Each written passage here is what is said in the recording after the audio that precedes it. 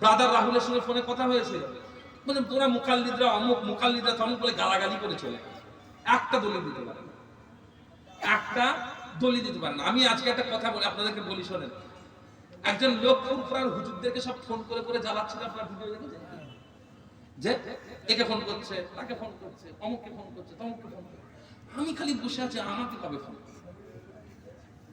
আমাকে কবে phone, phone করেন কোনো খবর নেই। অবশেষে আমি ফোন করেছি, ফোন করেছি। ফোন করার পরে কি বলছে জানেন? বলছে আমি মাদ্রাসায় পড়ি তো, এখন আমাকে ওই খেতে টিফিন দেবে, ডিনার রাত্রে খাবারটা দেবে, খাবারটা আনতে যায়, আনার পরে কথা হবে। তারপর ফোন করছি, সুইচ অফ, ফোন করছি সুইচ অফ, সুইচ অফ। আহলে হাদিসদের এই যত সব আলেম আছে, আমি প্রথমে বলেছি আবারও বলছি, বছর সব ক্ষমতা থাকে না, কারণ এরা না কিচ্ছু জানে না, কিচ্ছু জানেন। আমি এদেরকে একটা আয়াত জিজ্ঞেস করবো, বেশি কথা বলবো, আপনি কোরআন শরীফের একটা আয়াত জিজ্ঞেস করুন, আচ্ছা এই আয়াতের মানে বলো তো।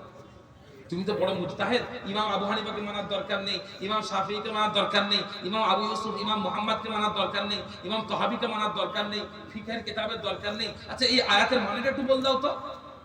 দেখুন হয়ে গেছে, কি গো বলো, বলো এই আয়াতের মানে, একটা সিম্পল আয়াত জিজ্ঞেস করবেন, আচ্ছা এই আয়াতের মানে কি বলো তো। বলবো, আপনারা কি বলে জানেন?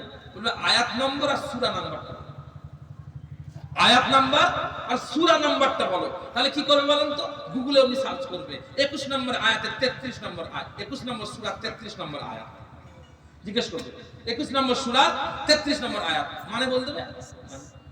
এখন আপনি বলেন যে 21 নম্বর আয়াতের 33, 21 নম্বর সূরা 33 নম্বর আয়াতটা, ধরেন সাপোজ যে গুগলে লিখে রেখেছে, সে যে ঠিক লিখলো, তার গ্যারান্টি কি আছে? তার গ্যারান্টি কি আছে?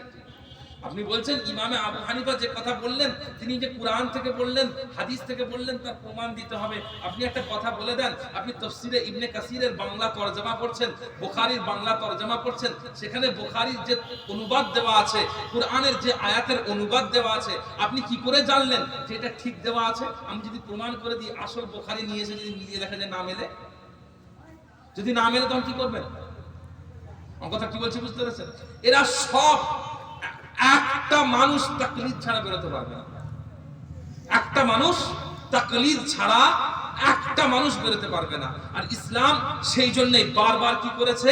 তাকলিদের ব্যাপারে আদেশ দিয়েছে, বারবার কি করেছে? তাকলিদের ব্যাপারে আদেশ দিয়েছে। কেমন আদেশ দেখুন, অনেকগুলো দলিল আছে, আমি আপনাদের কাছে একটা ছোট্ট দলিল দিই। কার দলিল? সাহাবার দলিল। কার দলিল? সাহাবার দলিল। দলিলটা একটুখানি শুনে রেখে দেন।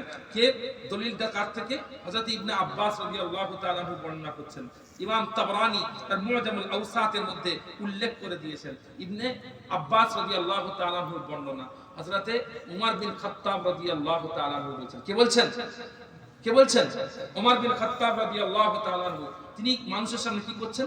বক্তব্য দিচ্ছেন। কোথা? জাবিয়া বলে একটা জায়গাতে বক্তব্য দিচ্ছেন। দিদি কি বলছেন? ওয়াকালা ইয়া আইয়ুহান নাস, তিনি বললেন হে মানুষ সকল, শুনে রেখে দাও, মান আরাদা আন ইয়াসআলা আনিল কুরআন ফালইয়াতি উবাই বিন কাব। তোমরা যদি কেউ কুরআন সম্পর্কে জানতে চাও, উবাই বিন কাবকে প্রশ্ন করো। উমর আল খাত্তাব কি মূর্খ ছিলেন? উমর আল ফারুক মূর্খ ছিলেন? রাসূলুল্লাহর হাদিস তিনি জানতেন না? কুরআন তিনি জানতেন না? জানতেন তো। তাহলে তিনি কি বললেন? যদি কুরআন সম্পর্কে জানতে চাও, উবাই বিন কাবকে প্রশ্ন করো। কেন? তিনি তাকলিদের কথা তিনি বলছেন। কুরআন হাদিস তিনি তো বলতে পারতেন, তোমরা যদি কেউ কুরআন বুঝতে চাও কুরআন পড়ো, বলতে পারতেন না? তিনি বলতে পারতেন তো কুরআনের সবথেকে বেশি ভালো ব্যাখ্যা হাদিসে আছে, কুরআন বুঝতে গেলে হাদিস পড়ো, বলতে পারতেন তো। তিনি না বলে কি বলছেন? সাহাবাদেরকে বলছেন, তাবেঈনদেরকে বলছেন, আমাদের মতো মূর্খদেরকে বলছেন না। বাংলাও জানি না, ইংরেজিও জানি না, আরবিও জানি না, শুনে শুনে শুনে শুনে মওলানা, আমাদেরকে নয়, আলেম উলামাদেরকে বলছেন, তাবেঈনদেরকে বলছেন, যদি কুরআন বুঝতে চাও উবাই বিন কাবকে প্রশ্ন করো। বুঝতে পেরেছেন? আবার কি বলছেন দেখুন, তিনি বলছেন ওমান আরাদা আন ইয়াসআলা আনিল ফারাইদ, তোমাদের মধ্যে যদি কেউ ফরায়েজ জানতে চায়, ফালিয়াতি যায়েদ ইবনে সাবিত, তাহলে যায়েদ বিন সাবিতের কাছে চলে যাও। কারণ তিনি জানতেন না, কোরআনে লেখা নেই। বলতে পারতেন তো কোরআনের সূরা নিসার অমুকতম আয়াতে ফরায়েজের সব মাসলা লেখা আছে, দেখে নাও। রাসূলুল্লাহর এই হাদিসে ফরায়েজের সব মাসলা বলা আছে, দেখে নাও। বলতে পারতেন না তিনি?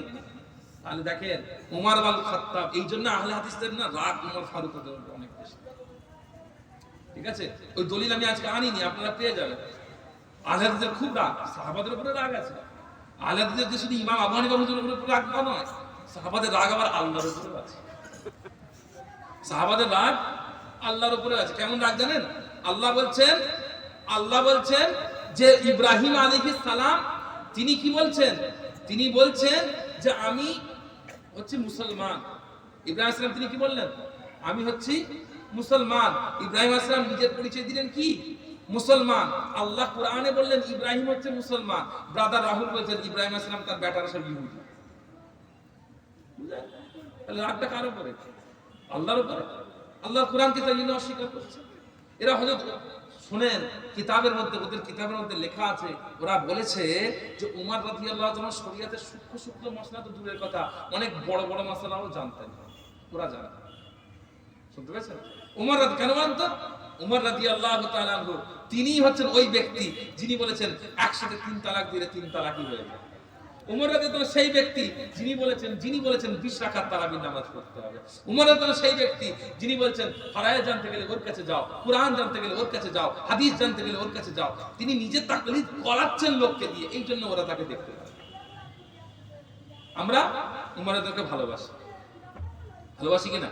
আল্লাহ রাসূল সাল্লাল্লাহু আলাইহি ওয়াসাল্লাম বলেছেন আলাইকুম বিসুন্নতি ওয়া সুন্নাতিল খুলাফায়ে রাশিদিন আল মাহদিয়্যিন, তোমরা আমার সুন্নাতের অনুসরণ করো আর আমার পরে আমার খলিফা রাশিদার সুন্নাত অনুসরণ করো। উমর রাদিয়াল্লাহু খলিফা রাশিদা ছিলেন, এইজন্য তার অনুসরণ। ঠিক আছে?